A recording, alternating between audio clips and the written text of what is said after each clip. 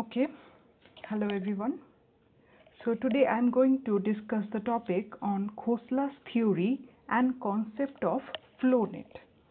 Well, when and how we are going to implement this theory in order to design a pressure percentage at individual point of dam, we will be able to calculate that.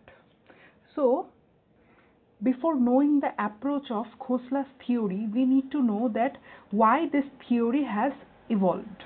So earlier we have studied about Blick's creep theory and Lane's weighted creep theory. So what thing made that theory to evolve in our design practice? So basically Lane's theory and Blick's theory was totally dependent on the theoretical basis. Mean it was purely dependent on the empirical thing without any rational basis. So while designing a dam structure such as barrages and weirs, adopting Blick's theory,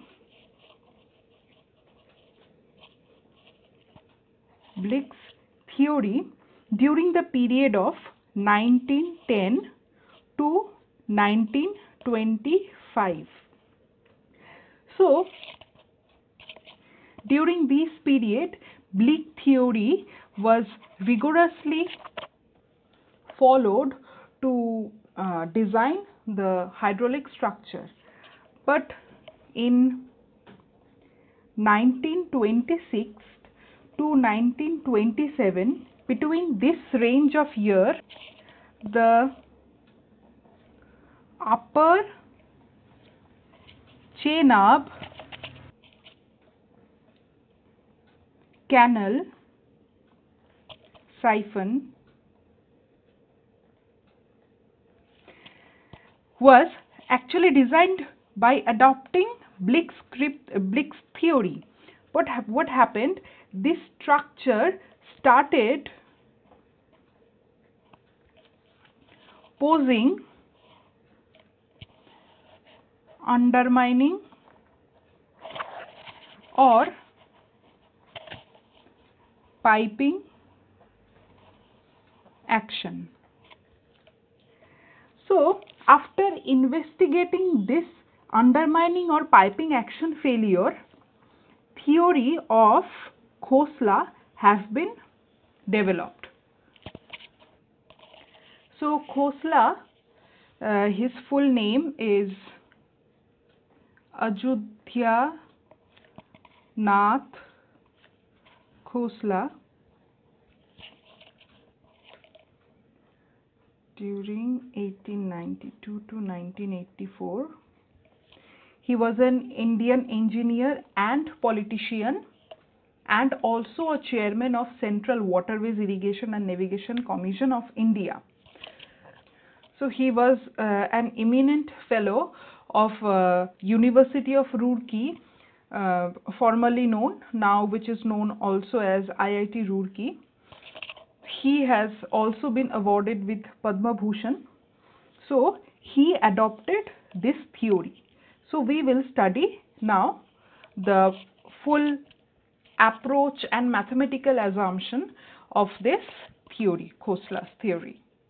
So this theory is totally dependent on the concept of flow net. So I will assume that you have already studied flow net in your soil mechanics classes earlier. So presuming that, I will continue the further studies on Khosla'S theory. So after understanding the failure pattern of the structure, what Khosla and the engineers has observed that the seeping water, the observation was like that, the seeping water does not creep along the bottom contour of puka floor as stated by Blake. So what Blake earlier mentioned in his theory that the seeping of water will creep along to the bottom contour of floor. Say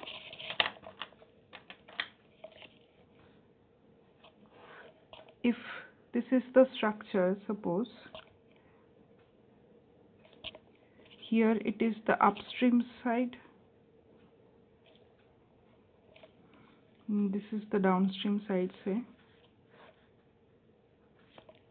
this is the downstream side, this is suppose the impervious foundation. So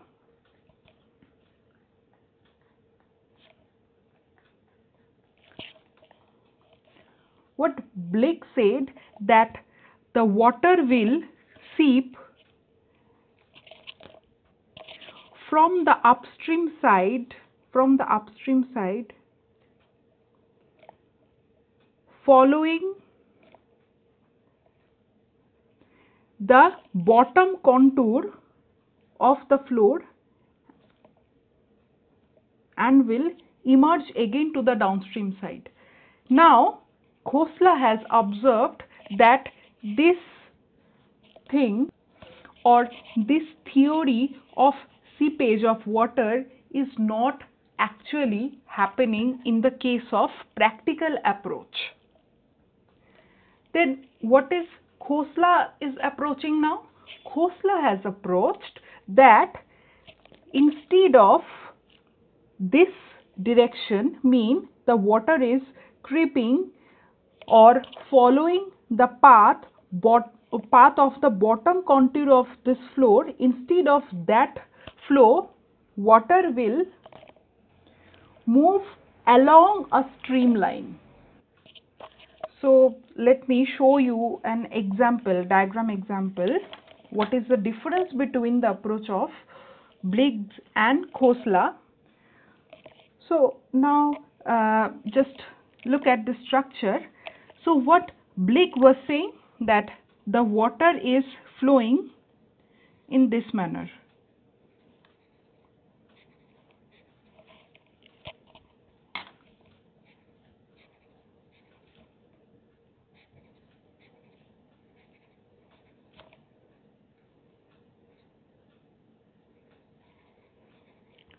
Right.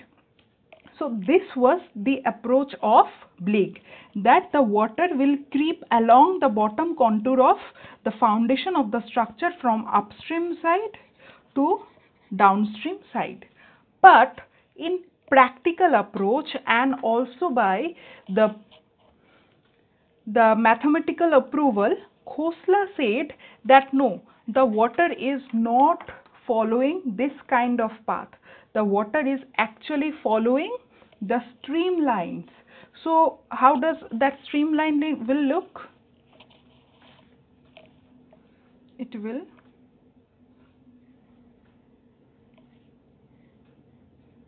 look like this manner.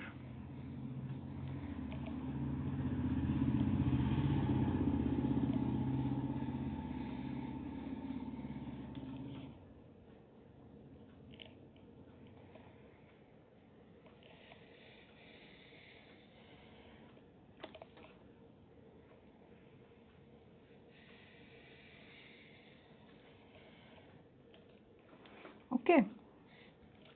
So instead of following this path as per stated by Blake, the water will actually follow this streamline. So now these are called streamline. This is also called psi line. Okay. So what is streamline? The streamline actually represents the path along which water flows through the subsoil. So this is the soil, the area of soil, the portion of soil. So the streamline represents the path along which the water flows through the subsoil, where every particle entering soil at given point upstream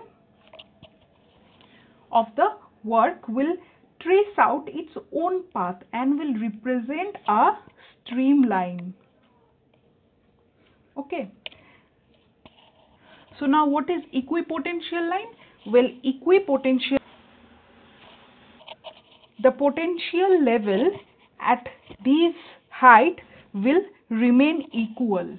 So as this name defines this statement, that if we put a piezometric head over this line, so the potential level of the water will be equal over this line.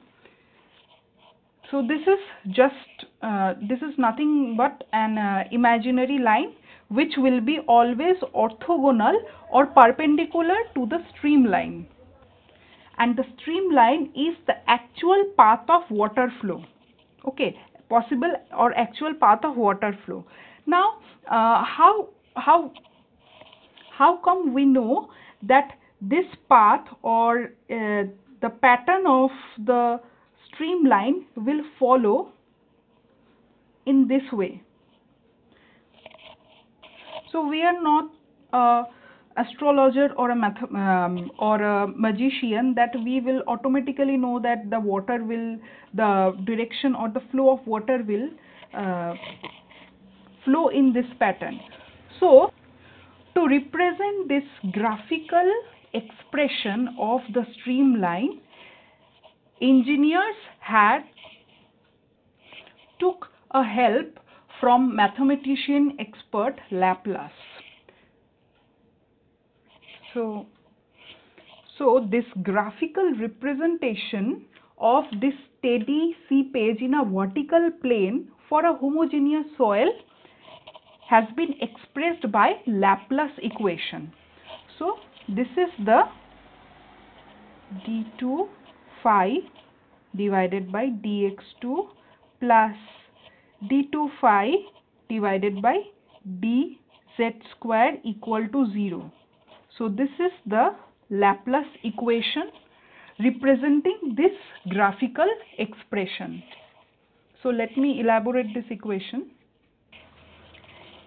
From this expression, as you can see, d2 phi by dx2 plus d2 phi by dz square. Here phi is nothing but a flow potential, where this is also termed as kh, where k is coefficient of permeability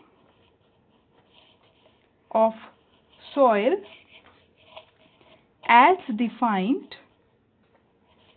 by Darcy's law, and H is nothing but the residual head at any point within the soil. So here, as you can see, this is representing a second order partial differential equation representing two axes, x-axis and z-axis. So as you can see that in order to represent this flow, we need to know at least both the axes. So basically Laplace equation is vividly approached for solving a harmonic function. This is actually adopted in the study of electrical, magnetic and gravitational potentials. So this flow or this graphical representation of water flow definitely represents or resembles the harmonic function of the system, where we can also write this expression where putting K and H. So this is representing, so the coefficient of, so this coefficient of permeability of soil will definitely represent the permeability of the soil strata below this structure. So we need to know the permeability of the soil. After knowing that permeability of soil, we will able to know that in what speed or what amount of discharge will be happen due to that streamline, or what kind of damage this streamline may occur in its in the soil particles coming on its way. So we need to know the coefficient of the permeability of soil of the concerned system. So here we can put the value of phi in this manner by putting phi equal to kh. So for x axis, kx d2 h divided by dx2 plus kz d2h divided by dz2. We can also represent this as this manner. So actually we are going to observe the change in x direction, with its height, or I can in other words I can say that we will observe the residual head at any point, with respect to the change of x-axis, and also we will observe the residual head at any point within the soil with respect to the change at z-axis. Okay, so by combining this whole plot together, by observing this whole change of flow in this two direction, we will get this expression.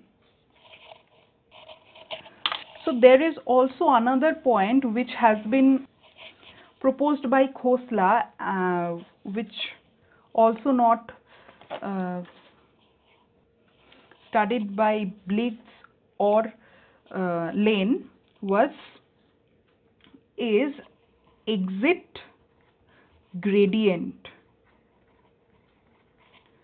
So now we came to know that in order to design a dam or any kind of hydraulic structure,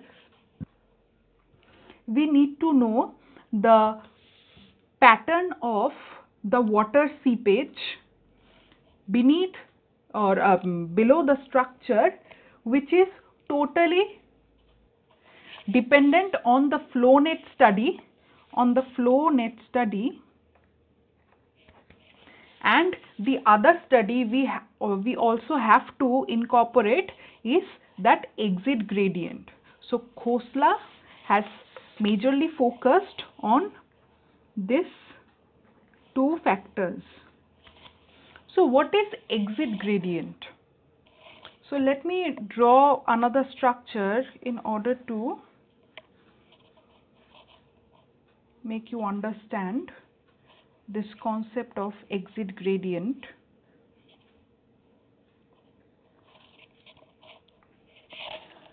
So now we know that this is the structure, this is the upstream side and this is the downstream side, and the water seepage will follow the flow net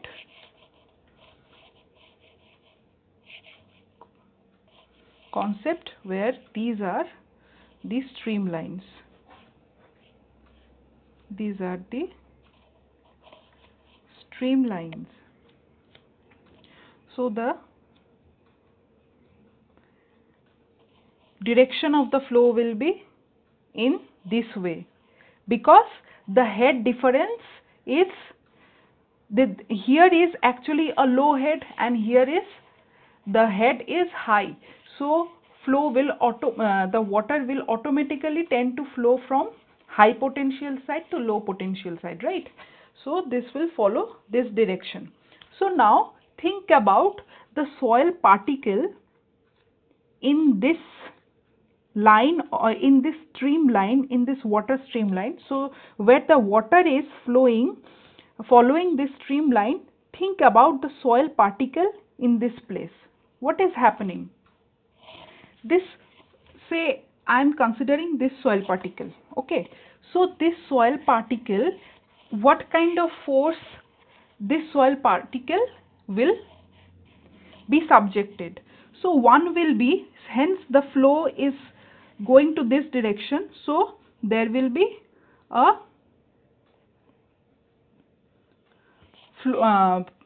force subjected to in this direction. So what will happen to this soil particle? See, hence this soil particle is situated in an inclined direction. So what will happen? There will be a two force component. One force component will be in this direction and another will be, say, in this direction, right? So it will try to move out. This soil particle will try to move out in this way. So for each and every soil particle, this will try to move in this way, right? Tangentially, it will, due to its centrifugal force, the soil particle would like to eject in this way due to this streamline of water. But in practical approach, this soil grain would like to remain stable, right? So the soil particle situated in this streamline, this is actually a submerged soil particle. So this soil particle will have a certain amount of weight, right? So this submerged soil particle weight should be more than this forces, right?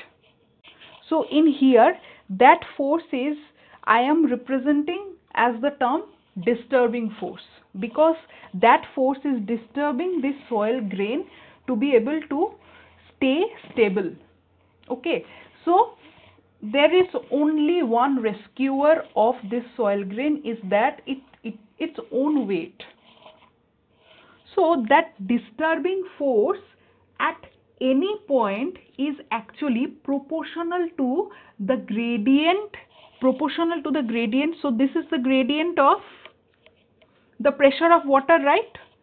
So at any point, this should be, what is that? That disturbing force should be proportional to the gradient of the pressure of water at that particular point. So that particular point is also designated as dP by dt, means the pressure, the change of pressure with respect to the change of time. Mean, if this is time and if this is the pressure plot, so with the change of time, the pressure will also change. So this gradient, so what is actually gradient? Gradient is nothing but a slope. So this gradient of pressure of water at exit end is called as exit gradient. Okay. So by far we understood that Khosla'S theory of flow net made it very clear that the loss of head does not take place uniformly, right? In direct proportion to the creep length as stated by Blake. In fact, this concept is totally depend upon the whole geometry of the figure, right? and the shape of the foundation also. And what are the other factors? The depth of impervious boundary and the level of upstream side, downstream side bed, etc. So after this lecture, we will study a problem approach of a Khosla theory. Thank you.